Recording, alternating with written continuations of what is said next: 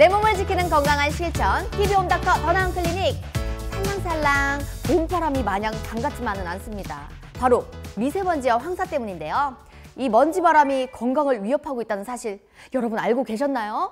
선생님, 어떤 이유죠? 선생님, 나와서 알려주세요. 이성원 선생님!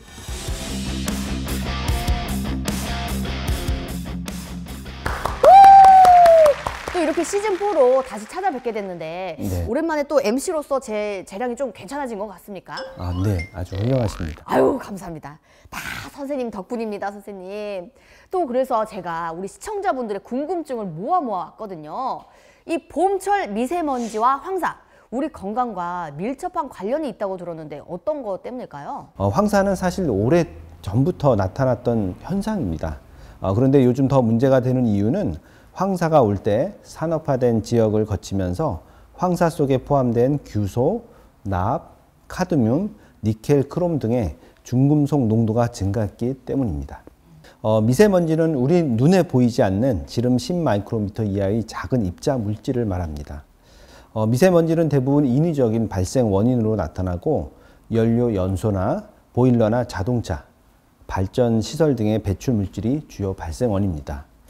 즉 미세먼지는 탄소나 유기탄화수소, 질산염이나 황산염, 유해 금속 성분 등의 으로 이루어져 있고 크기가 매우 작아서 호흡기에 깊숙한 곳까지 도달 가능하고 이제 혈액을 통해 전신으로 순환하면서 우리 신체에 나쁜 영향을 미칠 수가 있습니다.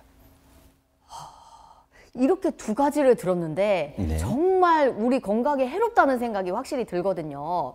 근데 이 황사와 미세먼지 가운데 어떤 게 조금 더 해로울까요?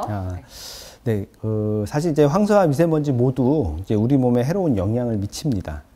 입자의 크기가 이제 중요할 수 있는데 황사와 대부분의 먼지는 이제 코털이나 기관지 점막에서 걸러져 배출되지만 미세먼지는 제가 아까 2.5, 특히 초미세먼지는 2.5 마이크로미터 이하라고 했는데 크기가 매우 작아서 코나 구강, 기관지에서 걸러지지 않고요. 그래서 우리 몸속에 스며들어 와서 폐에서 다른 인체 기관으로 이동할 가능성이 있습니다. 입자 크기로만 보면 미세먼지가 조금 더 해로울 작용을 한다고 볼 수 있겠지만 황사에는 여러 가지 몸에 해로운 중금속이 있다고 아까 말씀드렸잖아요. 네. 그 중금속 때문에 황사도 미세먼지만큼 우리 몸에 해롭다고 볼 수 있겠습니다. 그러면 이 초미세먼지라고 하셨잖아요. 네. 얼마나 작길래 우리 몸속으로 들어와서 이곳저곳을 헤집고 다닐까요? 네. 우리 이제 머리카락 굉장히 가는데요. 네, 머리카락 크기가 대략 한 50에서 70 마이크로미터 정도 됩니다. 크기, 굵기가. 근데 이제 보통 미세먼지나 황사를 10 마이크로미터 정도로 보시면 되는데. 훨씬 작네요. 네, 그렇죠. 네. 머리카락 굵기 한 5분의 1 정도 되죠. 근데 초미세먼지는 2.5 마이크로미터 이하이기 때문에 사실 굉장히 작아요. 그러니까 머리카락보다도 훨씬 작고 일반적인 먼지보다도 작고 눈에 보이지 않습니다. 그래서 이제 초미세먼지는 입자 크기가 2.5 마이크로미터 이하의 작은 입자를 말하는데 폐에서 걸러지지 않는다는 게 문제입니다. 네. 그래서 호흡기에 깊숙한 곳까지 도달해서 혈액을 통해서 전신으로 순환을 할 수 있고요. 이제 이로 인해서 인체의 다른 기관까지 이동할 가능성이 높습니다. 이로 인해서 이제 호흡기 질환뿐만 아니라 심혈관계 질환, 안과 질환, 피부과 질환, 그리고 이제 뇌에도 부정적인 영향을 끼칠 가능성이 높습니다. 지금 말씀해 주신 것들이 이제 미세먼지와 황사로 발생할 수 있는 질환들이군요. 네. 미세먼지나 황사 등이 이제 조금 더 위험하신 분들이 있을까요? 네, 그렇습니다. 미세먼지와 황사 노출에 이제 위협적인 위험 질환군이 있는데요. 아무래도 미세먼지와 황사에 직간접적으로 영향을 받는 질환을 가진 환자군이 되겠습니다. 연령 측면에서는 영유아나 소아, 그리고 이제 노인이 위험 질환군으로 볼 수 있습니다. 호흡기에 가장 많은 영향을 미치므로 천식 또는 만성 폐쇄성 폐질환 등의 기저 폐질환을 가진 환자군과 폐암 환자군이 위험 질환군이고요. 심뇌혈관 질환을 가진 환자군도 위험 질환군으로 볼 수 있습니다. 한 연구에 의하면 미세먼지의 농도가 증가할 때 혈압이나 당뇨, 고지혈증, 비만의 위험도가 증가했습니다. 비만까지요? 네, 따라서 고혈압이나 당뇨, 고지혈증, 비만도 위험 질환군으로 볼 수 있겠습니다. 이 미세먼지나 황사가 특정 질환을 일으키고 악화시킬 수도 있는 건가요? 예, 그렇습니다. 호흡기 증상을 일으키고 폐렴의 빈도를 높이며 천식과 만성 폐쇄성 폐질환을 악화시킬 수가 있습니다. 심뇌혈관 질환의 위험도를 높이고요. 폐암의 사망률을 증가시키고 노인에서는 인지기능 저하를 일으킬 수가 있습니다. 질병관리본부에서 발표한 자료를 보시면 한 세제곱미터당 미세먼지가 10마이크로그램 증가되면 모든 질병 발생률이 한 4% 증가를 했고요. 네. 그중에서도 심폐질환 발생률은 6%, 그다음에 폐암의 사망률도 8% 정도 증가했다고 보고를 했습니다. 이게 정말 질환이 많은 그 피해가 있네요. 네, 그렇죠. 그러니까 전체적으로 모든 질환군에 영향을 미쳐서 발생률을 이제 높인다고 보시면 되겠습니다. 이 질환이 있는 분들은 철저한 대비가 필요해야 할 것 같아요. 네, 맞습니다. 호흡기 질환자랑 이제 심혈관계 질환자, 어린아이나 노인 및 임산부는 황사가 심하거나 미세먼지 농도가 높을 때는 외출을 자제하는 것이 좋습니다. 부득이 외출을 하게 될 때는 신체 노출을 최소화할 수 있도록 긴 소매 옷을 입고요. 마스크를 착용하는 것이 좋습니다. 이때 마스크는 미세먼지 차단용 마스크가 권고가 됩니다. 황사와 미세먼지에 장기간 노출되어 기저폐질환과 심혈관계 질환 등이 악화되었을 경우에는 지체하지 말고 바로 병원 진료를 보는 것이 좋겠습니다. 이렇게 이상 징후가 나타나게 된다면 즉시 병원으로 찾아가는 게 정답이겠죠? 네, 맞습니다. 황사나 미세먼지에 장기간 노출이 돼서 일반적인 처치로는 증상의 차도가 없을 때 혹은 이제 위중해질 때 그때 병원 진료가 필요합니다. 폐질환과 심장질환이 있는 환자는 심한 호흡곤란이 있거나 흉통이 있을 때 병원 진료를 반드시 보아야 하고요. 의식이 좀 저하된 경우도 바로 병원 진료를 보아야 합니다. 일반적인 치료에 반응이 없는 난치성 심한 피부 알러지 환자도 병원 진료를 보는 것이 좋겠습니다. 이 흉통이라 함은 숨 쉴 때 약간 고통을 말씀하시는 건가요? 네, 맞습니다. 숨 쉴 때는 아니면 이제 그냥 있을 때도 이제 심혈관계 질환 환자는 가슴 통증이 나타날 수가 있는데 네. 그때도 지체 없이 바로 병원 진료를 보는 것이 좋습니다. 네. 자, 그렇다면 이 건강한 생활을 위한 실천법이 어떤 게 있을까요?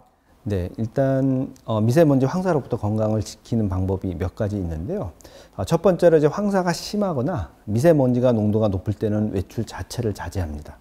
부득이하게 외출 시에는 긴 소매 옷을 입고 미세먼지 차단용 마스크를 착용하고 외출을 하시는 것이 좋겠습니다. 근데 궁금한 게 이 긴 팔을 입는 이유는 피부에 닿는 것도 흡수가 될 수 있습니까? 흡수가 될 수 있고 아까 말씀드렸듯이 심한 미세먼지나 황사가 심한 경우는 피부 자체에 독성을 일으킬 수 있습니다. 그래서 피부 알러지를 일으킬 수 있기 때문에 가급적이면 이제 차단이 잘 되는 긴 소매 옷을 그래서 입으라고 이제 권고를 드립니다. 두 번째로는 수분이 부족할 경우 호흡기 점막이 건조해져서 미세먼지와 황사의 침투가 용이해지므로 물을 충분히 마시는 것이 좋습니다. 세 번째는 금연을 하시고 적절한 체중을 유지하도록 운동을 하시는 게 좋겠습니다. 이제 다만 실내 운동은 이제 미세먼지 농도가 낮을 때 추천이 되고요. 미세먼지가 높을 경우가 있어요. 황사도 좀 심하고 이제 그럴 경우는 가급적 실내 운동으로 바꿔서 하시는 것이 좋겠습니다. 자, 실내에도 미세먼지를 일으키는 요인이 있습니다. 대표적으로 실내 흡연이 있고 조리 과정에서 발생하는 연기가 있을 수 있는데요. 황사와 그래서 미세먼지 농도가 높지 않을 때는 이제 적당한 실내 환기가 도움이 될 수 있겠습니다. 그래서 몇 년 전에 이 고등어를 구우시는 분들 때문에 이 미세먼지가 좀 고등어가 원인이 된다 약간 이렇게 하시는데 고등어 혹시 즐겨 드시나요? 예, 저는 생선구이, 특히 고등어 구이를 좋아합니다. 근데 이 미세먼지가 심한 날 이 고등어까지 구워 드시면은 이게 미세먼지가 더 악화가 될 것 같은데 가급적으로 피해야 되지 않을까요? 그렇지 않고요. 사실 이제 그러실 필요가 없습니다. 특히 이제 특별히 고등어 구이만 국한된 게 아니고 요리를 하는 경우에 있어서 발생하는 연기가 대부분 다 이제 미세먼지가 조금씩 섞여 있으니까 고등어 구이뿐만 아니고 요리 작업하는 모든 과정 중에서 발생하는 이제 미세먼지가 안 좋다 이렇게 보시면 되겠고요. 사실 이제 하루 종일 요리를 해서 지속적으로 노출이 될 때 사실 문제가 되는 것이지 되게 또 요리를 하실 때는 이제 하루 종일 하시는 건 아니고 집안에서 하실 때는 이제 때에 따라 이제 하시고 그리고 또 이제 부엌 내 후드를 통해 환기를 하시거나 창문을 열어 이제 환기를 하신다면 사실 큰 문제는 없을 것으로 보입니다. 요리할 때 정말 환기가 정말 중요한 거네요. 네. 또 먼지 많은 날 마스크 착용은 필수라고 하셨잖아요. 네. 꼭 KF94여야 하는 이유가 있을까요? 네. 그 마스크에 표시된 그 등급을 보시면 KF80, 뭐 KF94 이런데요. 이 KF80 등급은 이제 평균적으로 그 초미세먼지 크기가 2.5 마이크로미터라 그러셨는데 KF80은 0.6 마이크로미터 크기 입자를 한 80% 이상 막는다는 뜻이고 KF94는 0.4 마이크로미터 입자를 94% 이상 걸러낼 수 있다는 의미니까 뭐 90% 이상이면 거의 다 막는다고 보시면 되겠죠. 그래서 KF94 등급의 마스크는 황사, 이제 미세먼지와 초미세먼지, 그리고 요즘 유행했던 코로나19 바이러스도 높은 확률로 막을 수 있어 일반적으로 권고되는 마스크입니다. 다만 등급이 높으면 숨을 들여 마실 때 저항력이 증가해 불편할 수가 있습니다. 맞아요. 특히 날씨가 더운 날에는 호흡 불편감을 더 심하게 할 수 있기 때문에 어린이의 경우는 이제 KF80만으로도 충분할 수 있고 요즘처럼 이제 코로나가 이렇게 유행기가 이제 좀 낮아졌고요. 이제 기저질환이 없는 그런 일반적인 성인 경우도 이제 KF94가 너무 불편하시면 KF80으로도 효과적일 수 있겠습니다. 정말 예상치 못했던 부분인데요. KF는 어떤 뜻일까요? 예, KF는 이제 식약처가 인증한 공인 필터, 코리아 필터의 약자입니다. 코리아 필터의 약자예요? 네, 그럼 우리나라에서만 KF를 쓰는 건가요? 그렇다고 보셔야 되겠죠. 오. 네. 그래서 뒤에 나오는 숫자가 클수록 이제 미세 입자 차단 효과가 크다고 볼 수가 있습니다. 오늘은 봄철 미세먼지 위험도와 예방법에 대해서 알아봤습니다. 선생님, 오늘 내용 중에 가장 강조해야 하는 부분이 어떤 게 있을까요? 네. 잦은 황사와 요즘 높은 미세먼지로 건강이 위협이 되고 있는 이제 봄철입니다. 본인의 현재 건강 상태와 병의 상태를 잘 파악하여 적절한 마스크 착용을 생활을 하시고 충분한 수분 섭취 및 운동으로 건강을 유지하는 것이 좋겠습니다. 장기간의 황사와 미세먼지에 노출이 되어 증상이 발생한 경우는 지체 없이 병원 진료를 고려하시는 게 좋겠습니다. 감사합니다. 나를 위한 건강한 습관, TV홈 닥터 더나은 클리닉. 오늘은 여기서 인사드리도록 하겠습니다. 정말 봄철 건강에 제일 좋은 건 수분 섭취가 아니겠습니까? 네, 맞습니다. 촉촉한 피부를 만들기 위해서 수분 섭취 많이 하세요, 선생님. 네. 여러분 오늘도 촉촉한 하루 보내세요. 안녕.